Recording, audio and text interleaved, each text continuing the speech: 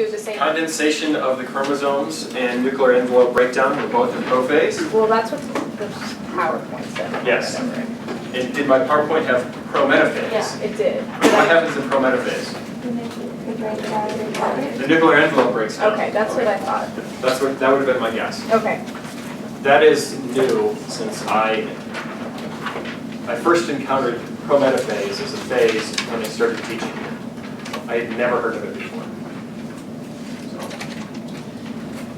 Yes? On the pedigree portion, if you don't specify whether the disease is wild type or mutant, do you just kind of assume one? Yeah. Looking at the pedigree, you can identify if it's dominant or recessive. You can determine absolutely. And every person you should be able to identify the exact genome. There are no blanks. Does anyone know how you can identify? Huh? You look at the children. What pattern are you looking for in the children?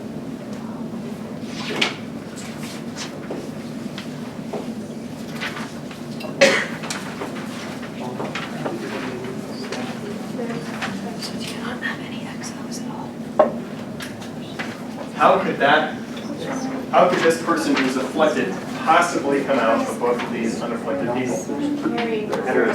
They're a carrier, so they're homozygous recessive. Is that what you're saying? So basically.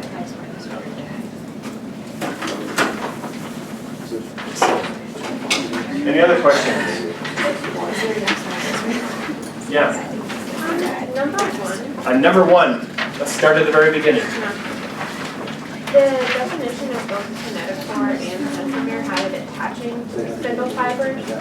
Okay. So I was a little confused on like which one, like how you differentiate between the two. So can you ask that question again? Yeah, so the definition of kinetophore and centromere? Centromere both have them attaching to the spindle fibers.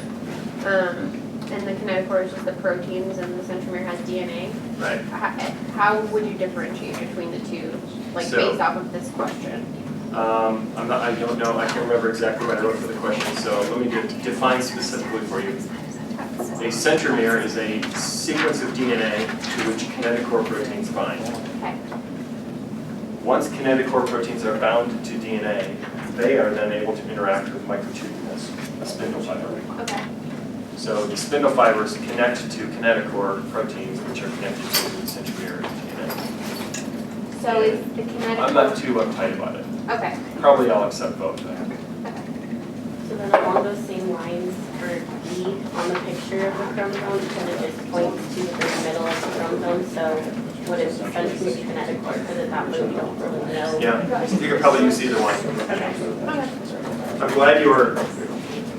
The fact that you are debating that in your head tells me you've reached the fundamental understanding.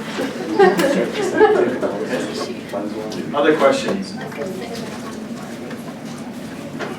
Is it a monohybrid cross or a dihybrid cross? That's the question.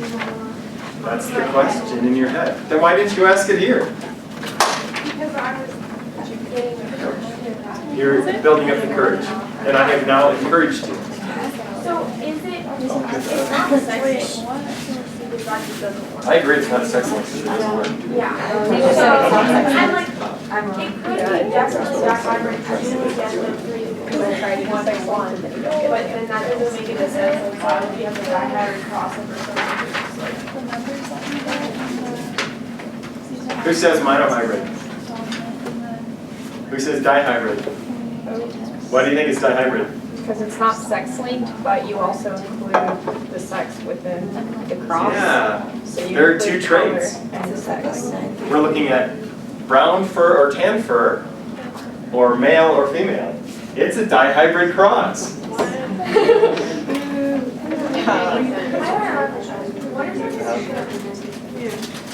My daughters made me this shirt for Father's Day last year. It is my favorite shirt that I've ever had in my life, and I've had some shirts that I like. I love this shirt. I love this shirt. Mondays are the days I don't get to see them before they wake up, and I see them as they're going to bed.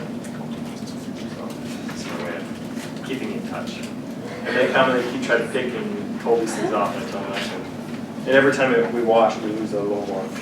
So it's sad. But it's weathering and aging, just like me.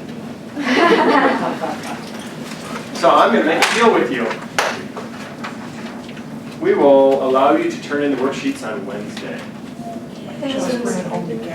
It seems like many of you need to change monohybrid to dihybrid and work through some other things on that, don't you? Yeah, you can watch the video when it gets posted. See that you're at Katie's person. Other questions? Awesome. Good work. Okay. Yeah, another one. So on the first calculations question. The first what? Calculations question.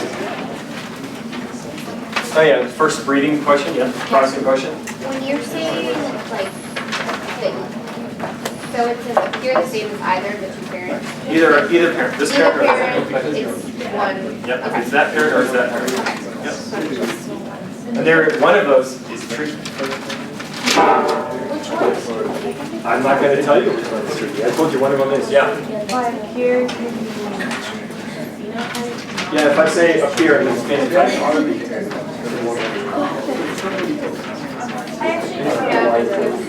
One more. Okay, so, on number 6 on the first page, it says the term that describes a single set of chromosomes is,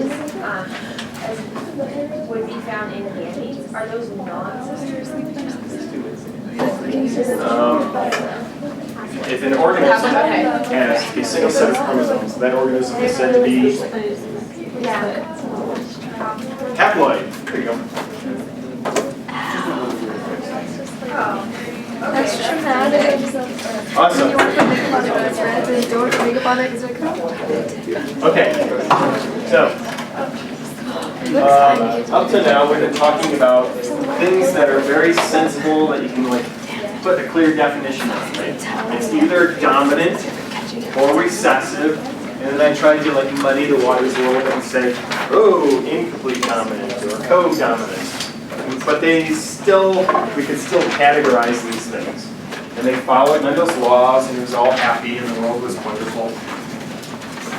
Now we're going to talk about some exceptions, things that violate Mendel's laws. And we will talk about these, and I hope by the end you'll still be able to say, there's still a logic and a sense and an order to the universe here. It doesn't follow Mendel, but it does follow something very sensible.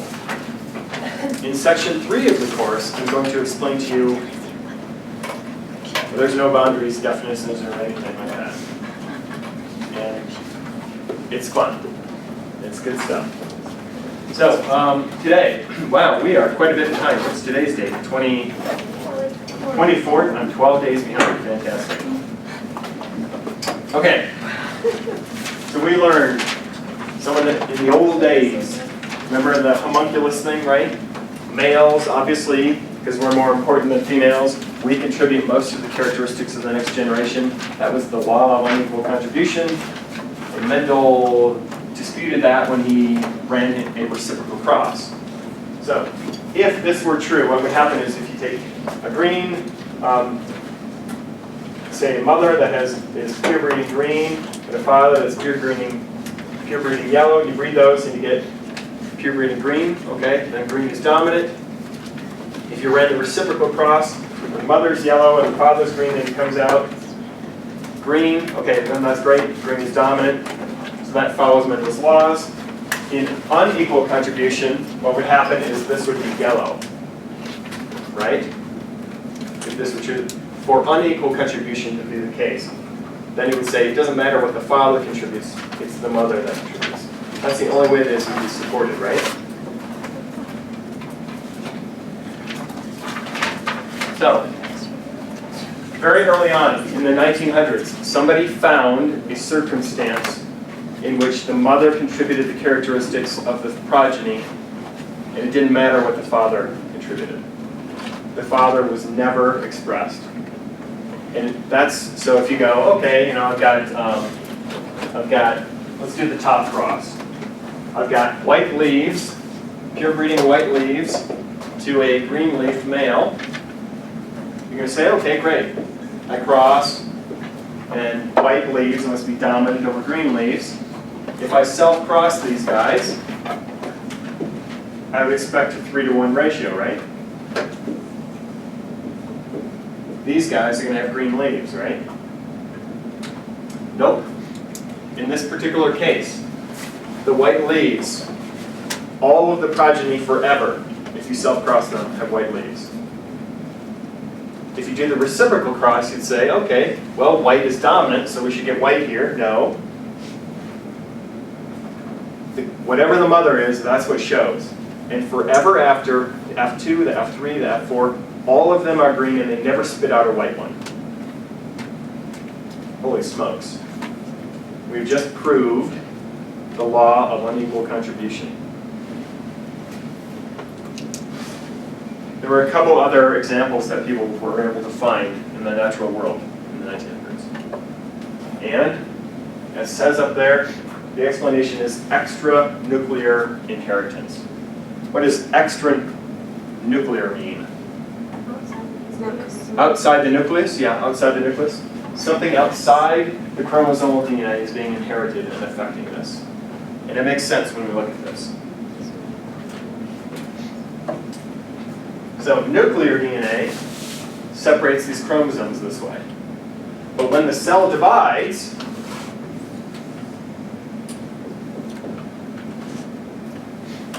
there are also things like mitochondria, in some cases chloroplasts. And these do not segregate the same way the chromosomes do. The chromosomes segregate in a way that you can lay out in a Punnett square. This could segregate any number of possible ways. So ideally, before the cell divides, it makes many copies of the mitochondria, many copies of the chloroplast, like this, so that when it divides, each cell gets a complete set of chromosomes, and each cell gets a couple mitochondria and a couple chloroplasts if it's a plant, right?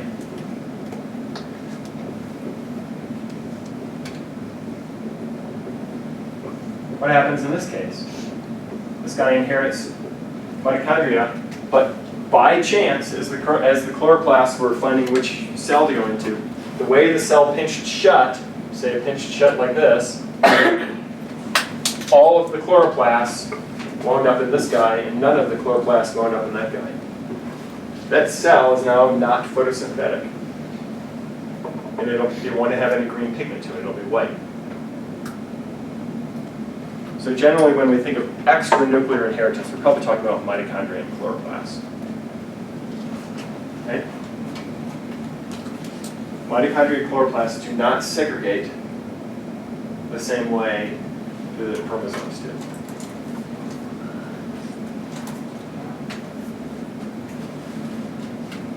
Organelle inheritance is usually going to be the explanation for this type of inheritance.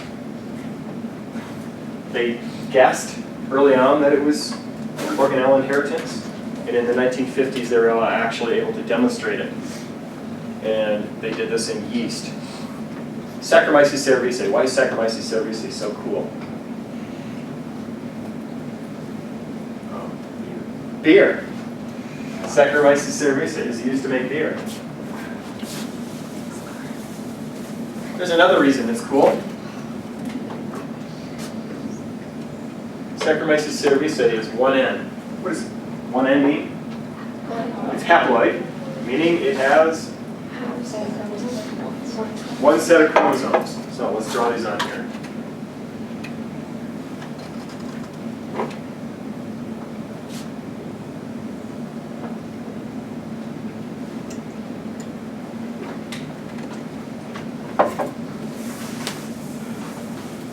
I shouldn't have done that? No. Oh well.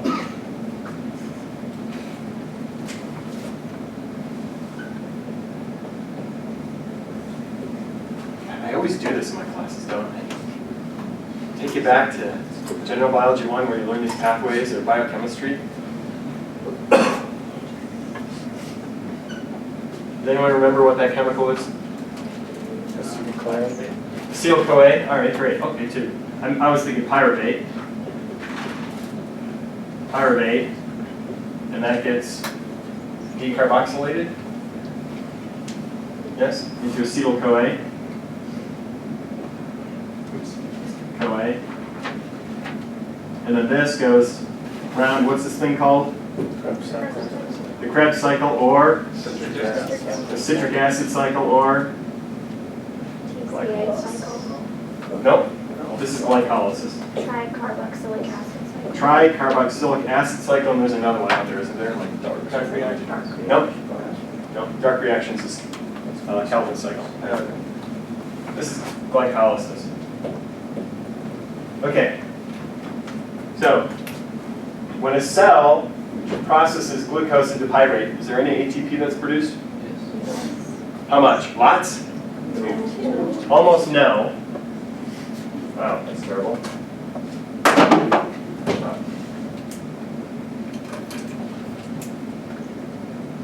But some. Is a lot of ATP made as a result of this? No. Okay, let's add on the electron transport chain. Yeah. Yes. Plus electron transport chain. Fine. Picky. You guys know this stuff way too much. Combined, lots of ATP made. Lots of ATP made, right? Where does this happen? Cytoplasm. Where does this happen? Mitochondria.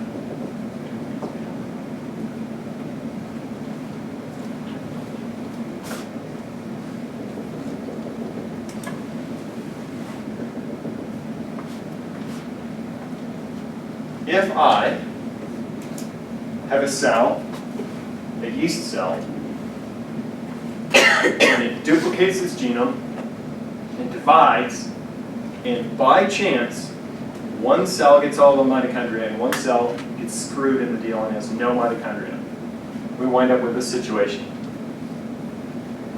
Can this thing survive? Yes. I'm going to tell you yes. How?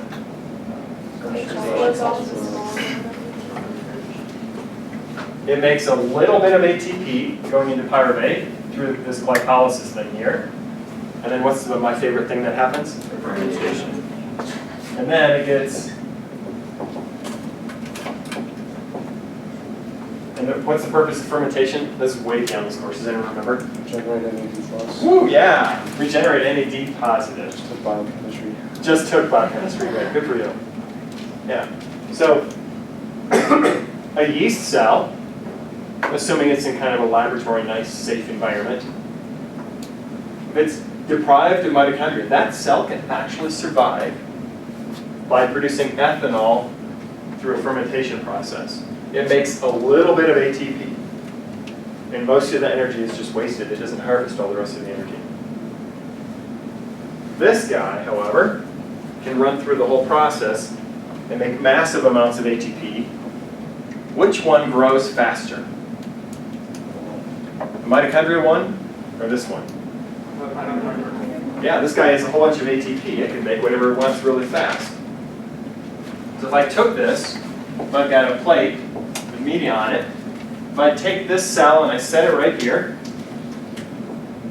and I take this cell and I set it right here, and I put it in the incubator and let it sit there for 2 days, this guy gathers all the kinds of sugar out of the media here, and it uses that sugar to do all kinds of fun things, and grows and divides and divides and divides and divides and divides. And we get this big honkin' group. It's just cells and cells and cells all bound onto each other. It's a big colony of cells, genetically identical, right?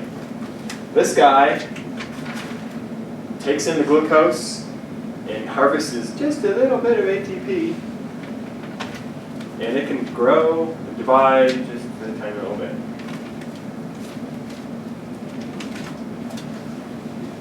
And if you're looking down on the plate, you'll have a big colony like this, a normal wild-type colony, and you'll have a petite. I'm assuming it was some French guy who figured this stuff out. Colony. And so this yeast is said to be a petite mutant. Okay? Wild type, petite. And I'm laying it out simply, right now, I'm saying very simply, this guy has mitochondria, this guy does not. How often do you think this happens? How often does a petite screw up happen? Somebody who doesn't get mitochondria? Not very often. Not very often? So what, 1 in 3? 1 in 10? 1 in a billion? 1 in 1,000? Between 1 and 1,000 and 1 and 10.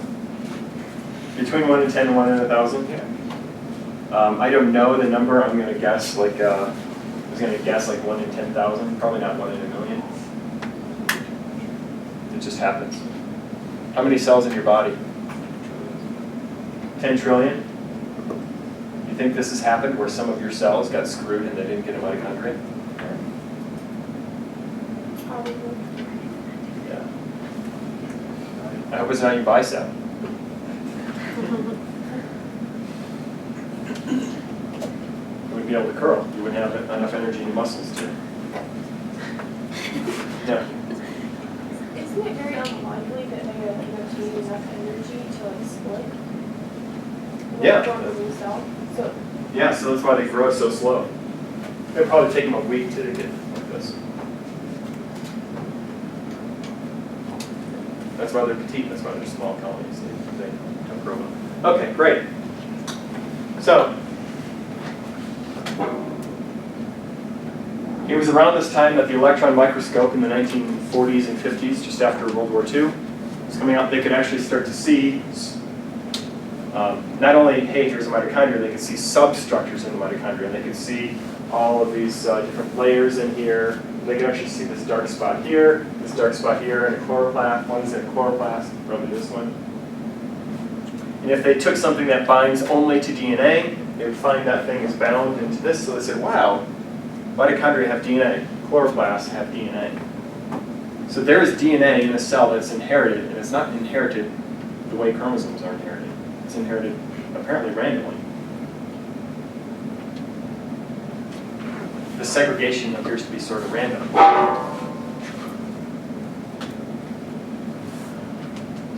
And as people were studying these petite mutants, you know, I would maybe isolate some petite mutants here in my lab in the US and here in Colorado. Someone in Boston would isolate some petite mutants. Someone in California would isolate some petite mutants. And you'd say, oh, if I take, if I take these guys and make them together to make a 2N cell, I've now got this.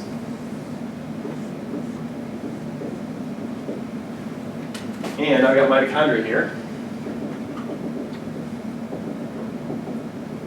Right?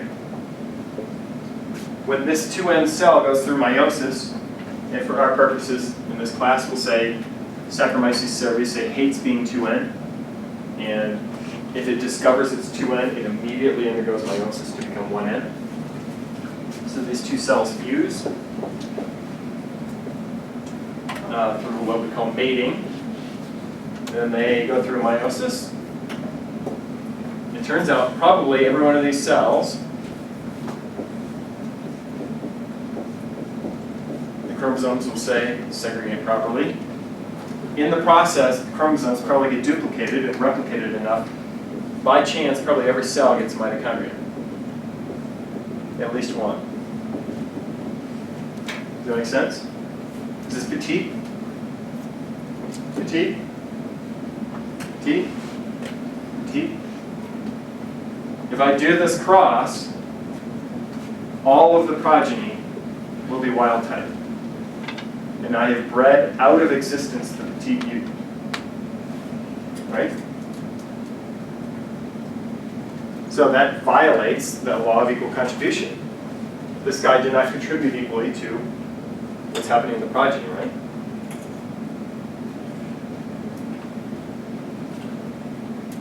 Okay, cool. Let me mix it up for you.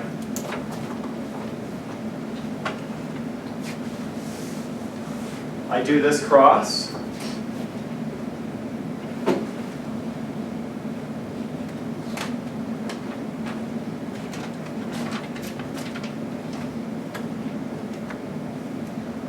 all these here.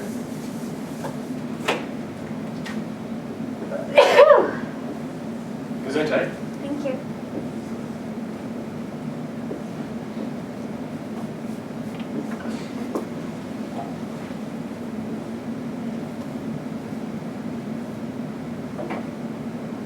What am I missing now?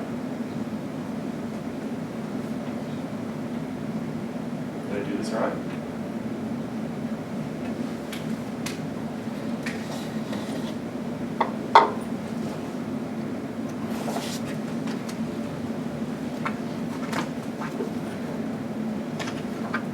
I'm not segregating these properly, am I?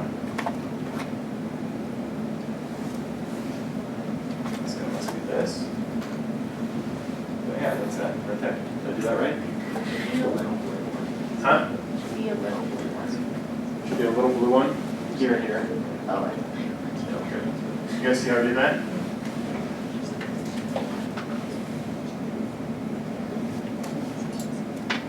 Okay. Right?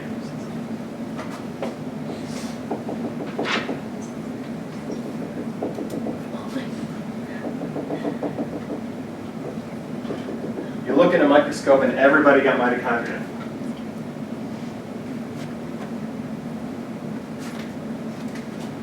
This guy is petite. And this guy is petite.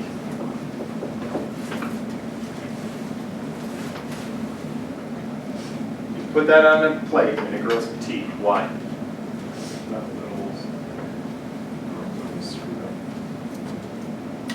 The little chromosome is screwed up. This thing right here. Yeah? Who disagrees? Who's got a different explanation? Is Alex going to get gold star today? Could it be that the mitochondrial DNA is messed up? Well, let's come back to that after this simple explanation here. Good, great question. Yeah? Could it be that the nucleus DNA is combating the mitochondrial DNA? Could it be the nucleus is combating the mitochondria? Let me put it, let's say the glass is half full. The nuclear DNA is cooperating with the mitochondria, and as Alex was saying, there's a problem with that communication, so the cooperation doesn't happen.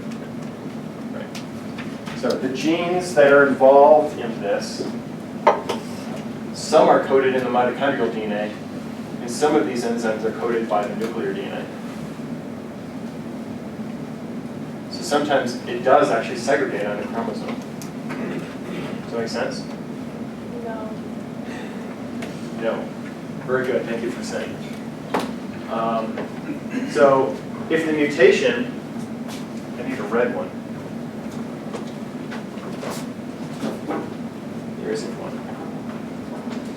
If there's a mutation in the genome here, let's do this. This guy has mitochondria. But there's a mutation right here. And that mutation stops this process from happening right here. So the yeast does this, but it can't do this process. It can't run through here. So it can't harvest the ATP out. The only way it can get energy is this stuff clogs up and forms a huge accumulation of this stuff, and so all of the material just runs down this pathway. Right? So if I put that in here, yeah, we're screwed up on this copy here, but this data is wild type. So this parent is given a functional version of that enzyme. But this guy doesn't have a functional copy, and this guy doesn't have a functional copy here. So they're back to the original situation. Right? So there were actually two types of petite mutants that they eventually discovered. If I take a petite mutant from Boston and a petite mutant from California, breed them together, I might get wild type forever after, or I might get them so they actually segregate, and some are petite and some are wild type.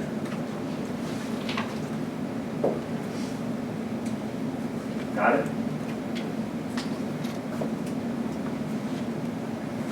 Other questions on it? Set on air, that would have been funny, wouldn't it? I wonder if the camera would have caught it. That would have gone viral on YouTube, right? Look at my professor. You know what, I dare someone to take the highlights of all my goofy stuff from the semester and put them all in like a 1-minute clip.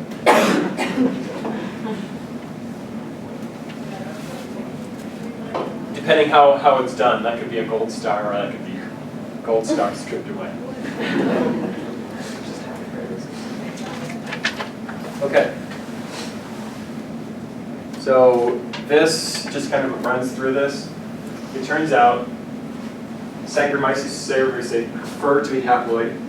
If you take them and fuse the cells together, they can do that naturally. You can mate them together. They'll do that, and they will for our purposes in this class, they will immediately go through meiosis to go back to their one state. Although you get the genetic recombination and all that occurs, right? This illustrates what I drew up there. In this case, if there's a mutation on this chromosome, it will segregate out, and these guys will show that phenotype because they don't have a backup copy of the gene, right? Okay. Questions on that stuff? Okay. There are human diseases that are caused by mutations in the mitochondrial genome. So where is it in here? Oh, they don't show the gene. They don't show the mutations in here. In humans, and basically most mammals, the mitochondria are inherited from the mother. So the way the situation works is you've got the egg, and the sperm comes along. And the sperm actually does have a bundle of mitochondria here.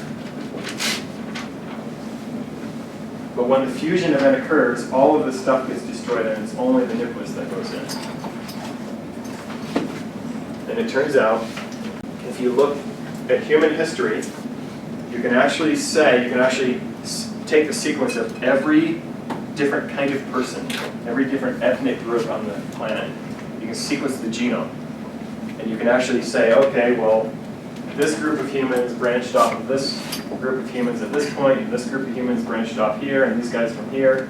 And you can actually take it all the way back, and they call it the mitochondrial Eve.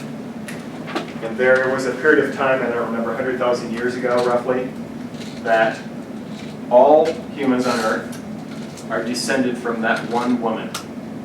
That all of our mitochondria are basically arisen from whatever that one fertilization event. All other lines of humans went extinct. Isn't that cool? So all the mutations that are in the mitochondrial genome between you and me and all the other people on Earth have all arisen since that mitochondrial Eve. That's one way people can date how far back people can be related to each other's hosts of their mitochondrial DNA sequences. That is a general rule. I think there have been actual observed instances where one of these mitochondria has somehow survived the process and got in here. So I don't know how you account for that. I don't know how the DNA sequence analysis people account for that. But it's been observed. It's been seen. So there is a human disease called MERV.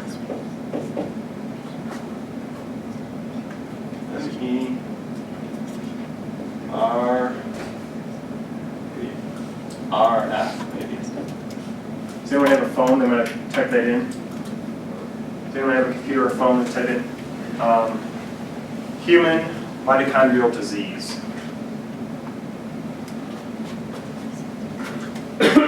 What tissue do you think would be affected by a screwed up mitochondria? Where would you see it most? Muscle. Yeah, muscle. So, it's muscle, rag, fibrosis. The muscle cells don't look right, and the muscle cells don't operate right. And what happens is a person has inherited mitochondria, or they have got mutations in the genome of the mitochondria, and the mitochondria are not functional fully. Maybe the person has 90% perfect mitochondria, but 10% of the mitochondria in the cells are screwed up. And the muscle cells can't work properly because of it. Did I do it right? Yeah. MERRF? Yep. Can you read off the name or no? It's myoclonic epilepsy with ragged red fibers. Where is it? Myoclonic epilepsy. Myoclonic, so myo meaning muscle and clonic meaning probably clonal, like all from one original source. Myoclonic epilepsy, you guys know what epilepsy is? It's in seizures, with ragged red fibers. So that's the RRF. Their muscles don't look right under a microscope. Muscle cells. Okay, questions so far before I move on to the next one? This is a big one. And I may introduce the problem and ask you to, and provide you the incredible opportunity to think about it as a mystery until we meet on Wednesday.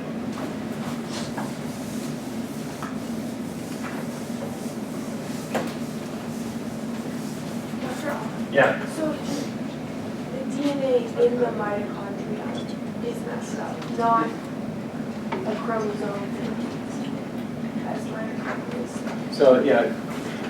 So your question is it chromosomal DNA that's messed up, or is it the genome that's in the mitochondria that's messed up? Yeah.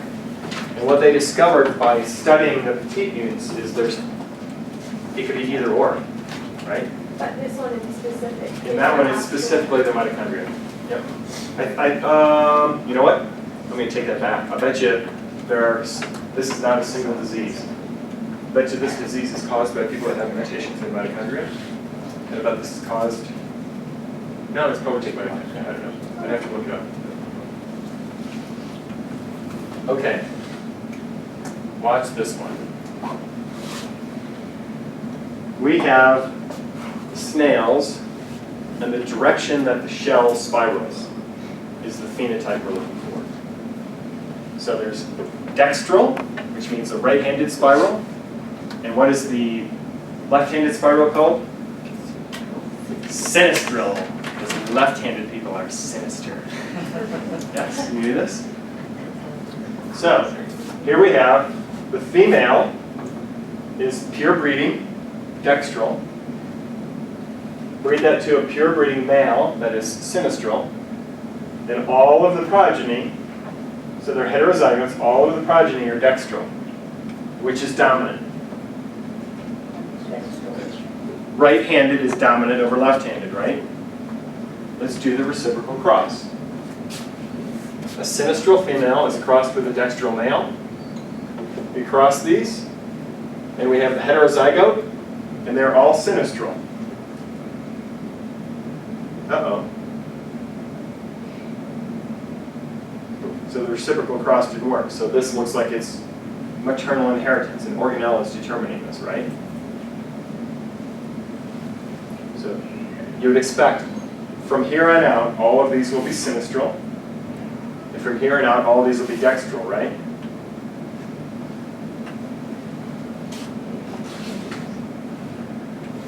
F2 generation.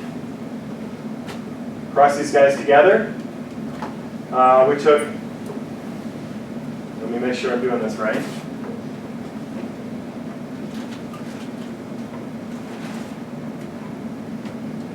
Yep.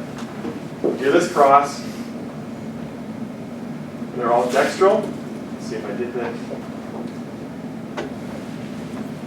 Let me do this in my head here. You take the female dextral instead of the male sinistral?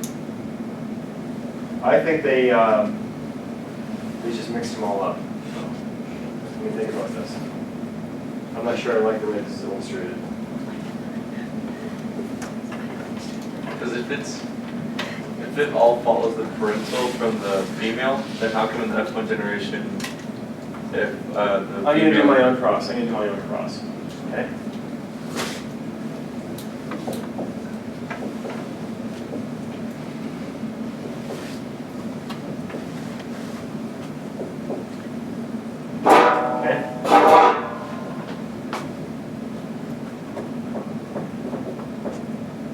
will take the same. It's a male, so you're self-crossing these guys from the same group here. If I cross these, I get, and these guys are dextral. These guys are dextral. These guys are dextral.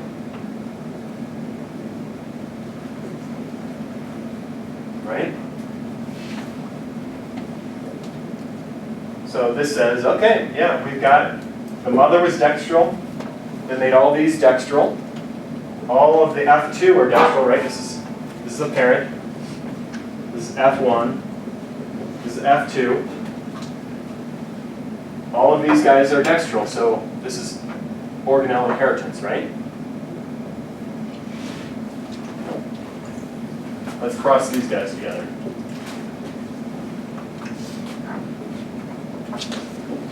These guys are dextral, females, dextral males. We get 100% sinister.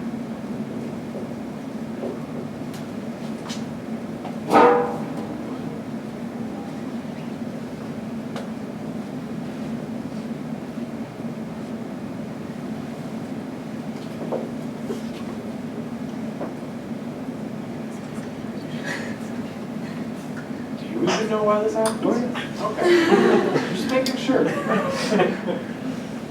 On the exam. So I've just thrown away everything you've just learned, right? Everything in this whole section, you're like, Mendelian genetics, Punnett square, Monohybrid cross, you're boring the hell out of me, Dihybrid cross, yeah, I still got that. Organelle inheritance, that's kind of confusing, but I can work through the logic of it. What the hell is the logic of this thing?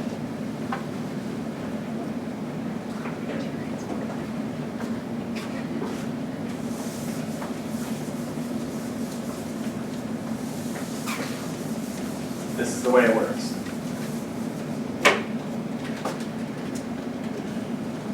We got ourselves a fertilized egg here. In the mother, there are these helper nurse cells, we call them. Nurse cell. The nurse cell makes messenger RNA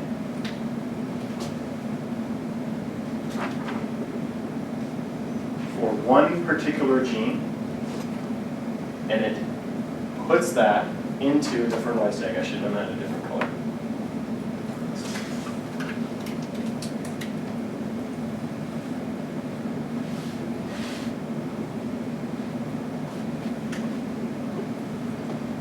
What this RNA does is tells the egg which way to start spiraling as its cells divide.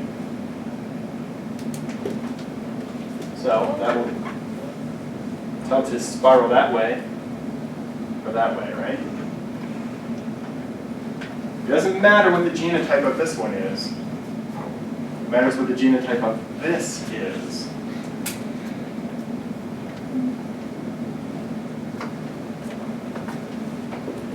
This guy is dextral because this had the dextral messenger RNA that it dumped into there. Right?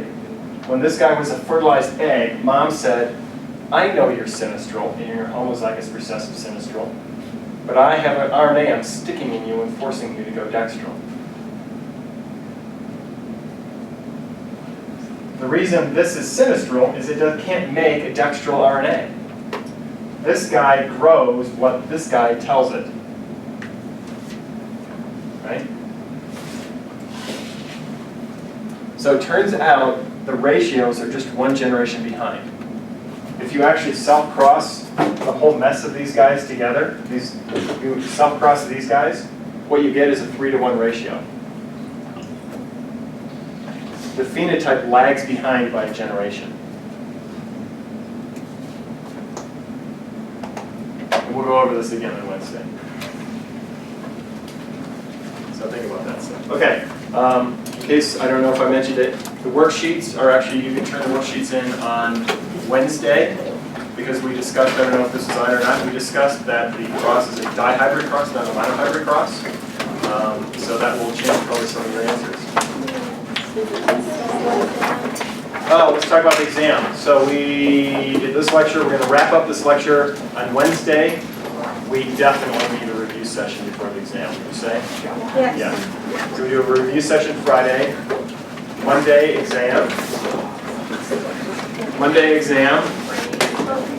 and then we have Wednesday, Friday. We're going to I guess we're going to muck around a little bit because then it's spring break. We'll get started on the next section a little bit. Probably like team member applications and stuff like that. Okay? What about lab this week? Lab this week, yeah, we're meeting. Okay. Yep. Yep, we have the PCRs to run.